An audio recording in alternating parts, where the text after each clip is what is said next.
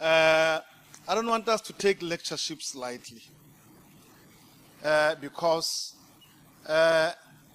when God looks at how we are gathered, He speaks at Psalms 133 verse 1 to say, how wonderful, behold, first of all He says, behold, how wonderful is it for the children of God to be in unison.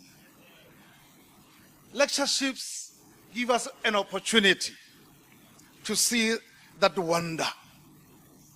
So when we are gathered like here today, it is a marvel.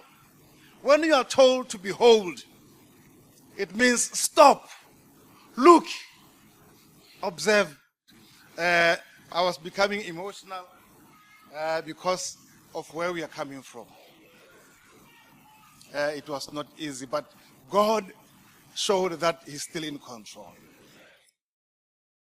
Church of Christ.